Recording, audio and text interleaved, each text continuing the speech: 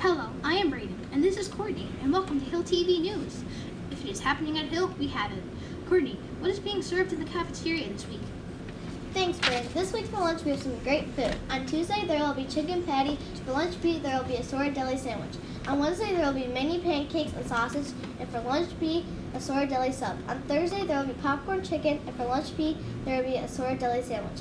On Friday there will be wagon wheel pizza, and for lunch meat there will be toasted cheese sandwich. Braeden, what is the weather going to be like for this week?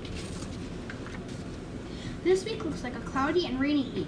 On Tuesday, it looks like our warmest day with a high of 61. Sunday looks to be the coldest with a high of only 51. Starting on Friday and going through the weekend, there is a strong possibility of rain.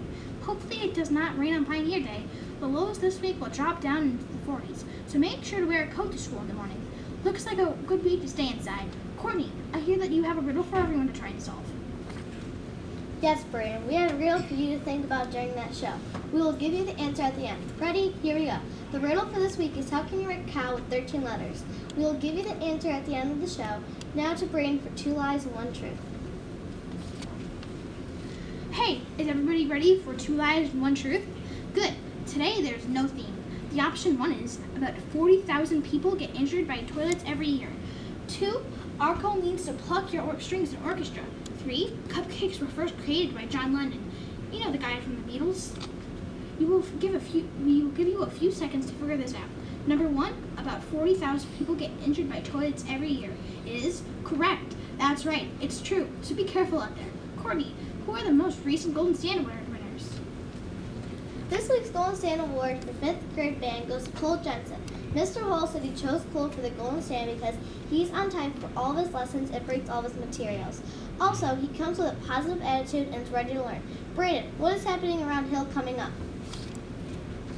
Well, Courtney, we have a student council meeting on October 24th. Girls, get your bonnets, and boys, get your Pioneer clothes. That's Pioneer Day on Friday. On October 28th, we will begin Red Ribbon Week at Hill. On the first day of November, we have a student council meeting.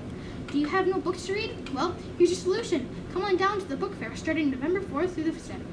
Get your choice of fiction, nonfiction, and realistic fiction for a new book. This week we have Mrs. Cartridge's class for pledge and Mrs. Borg's classes turn next week. Mrs. Aceto, she wanted everyone at the Hill School to know that if you are going to dress up for Halloween, then make sure not to have any gory or blow-up costumes. And that is it for Around Hill. Courtney is going to update us about student council. Congratulations to our student council officers. Chloe Kuhn for president, Jana Burris vice president, secretary Angelina Kozluk, and treasurer is Kira Feen. The next 2 meetings will be on October 24th and November 7th. They also might be changed to a different day. Please look at the suggestion box in your classrooms and this sheet of paper to go with it. If you have a great idea for student council, fill out a sheet and put it in the box. Your student council representative will bring it to the next meeting and share your idea. Pioneer Day is on Friday. For Pioneer Day, make sure you listen to directions, walk in the hallways, and get to classes on time. Be respectful listeners. Know when your lunchtime is scheduled and where your field trips meet. Some of the awesome activities taking place are yarn dolls with Mrs. B.E., candle making with Mrs. Borg or Mrs. Lebeck, pumpkin weaving with Mrs. J., and Oregon Trail with Mr. Rice, and chicken hatchery with Mrs. Hagen and Mrs. Piro. It is an awesome day, so have fun, and make sure to thank Mr. Jackson and Mrs. Weball for organizing it all. Some advice given to us from the Tech Help Task Force is to shut down your computers correctly. Some people think that taking a few extra seconds is to shut down your computers is a waste of time. But if you don't, they might not turn on when you open them up the next day you use them. They could also not charge correctly. All you need to do is shut down your computer is go to the window icon, which is the square with 4 parts in the bottom left corner, and click and then go to the power signal, click and then go to shut down, and then wait for the screen to turn blank. I repeat, wait for the screen to turn blank. Then close it up and put it in your charging station. This week's staff pick is Mrs. Bertram. Some things she enjoys on the weekends are shopping, fishing, spending time with family, and designing.